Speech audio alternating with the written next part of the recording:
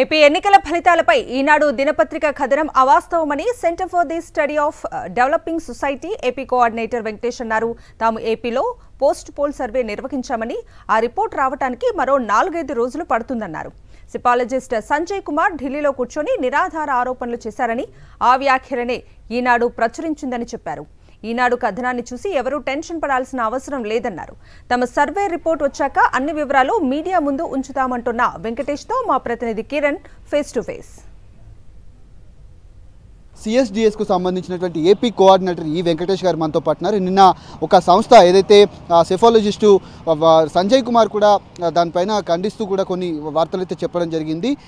ఏదైతే post poll సర్వేకి సంబంధించినటువంటి reports వస్తే రావచ్చు, కానీ ప్రస్తుతం అయితే నేను ఏది చెప్పలేదని కూడా దాని కొన్ని ఆరోపణలు అయితే చేయడం జరిగింది. ఈ రిపోర్ట్స్ పైన మనతో మాట్లాడడానికి సిఎస్డిఎస్ ఏపీ కోఆర్డినేటర్ వెంకటేష్ గారు మనతో పాటున్నారు. సార్, నిన్న సంజయ్ కుమార్ ఇచ్చినటువంటి రిపోర్టు వాస్తవమేనా? ఇందులో ఎంతవరకు వాస్తవం ఉంది?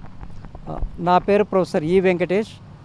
నేను centre for the study of developing societies Lokniti నెట్వర్క్లో పార్టు, అదేవిధంగా ఆంధ్రప్రదేశ్ స్టేట్ కోఆర్డినేటర్ని కూడా.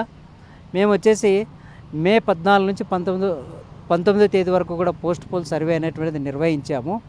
సో ఇప్పుడు నిన్న వచ్చేసి ఈనాడు దినపత్రికలో ఒక న్యూస్ ఐటమ్ వచ్చింది.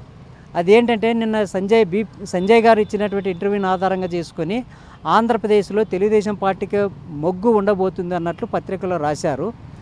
ఈ విషయానికి సంబంధించి ఈరోజు ఉదయం నుండి కూడా నాకు ఆంధ్రప్రదేశ్ నుండి చాలామంది పార్టీల వాళ్ళు, పాత్రికేయులు, తెలిసినటువంటి వాళ్ళందరూ కూడా ఫోన్ చేసి నాతో వివరణ అడుగుతున్నారు.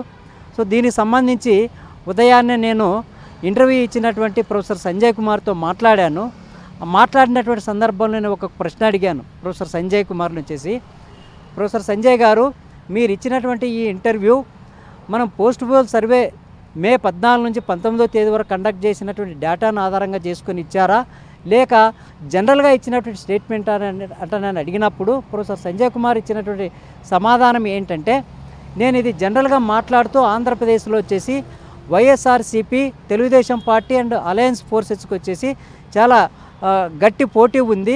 అదే సందర్భంలో స్కేల్ మే టిల్ట్ అంటానని ఒక చిన్న వర్డ్ అది ఫ్లో ఆఫ్ థాట్లో వచ్చింది.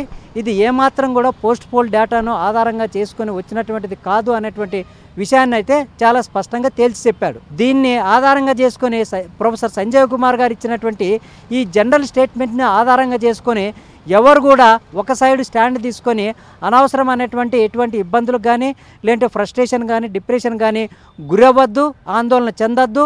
ఒక న్యూట్రల్ స్టేట్మెంట్గానే దీన్ని చూడండి. 6 రోజుల పాటు రాష్ట్రంలో సర్వే చేశాము. మా ఫీల్డ్ ఇన్వెస్టిగేటర్స్ను పంపించి స్ట్రక్చర్డ్ క్వశ్చనర్ ద్వారా సైంటిఫిక్ డేటా అనేటువంటిది కలెక్ట్ చేయడం అనేటువంటిది జరిగింది. అది ప్రతిసారి కూడా సిఎస్డిఎస్ లోక్నీతి ఒక ట్రెండ్ అనేటువంటిది ప్రొజెక్ట్ చేస్తుంది. ఆ ట్రెండ్ ప్రకారమే ఫలితాలు కూడా ఉండడం అనేటువంటిది వాస్తవం. ప్రస్తుతం ఈ ఏదైతే పోస్ట్ పోల్ సర్వే రావడానికి ఇంకా 4-5 రోజులు సమయం పడుతుంది.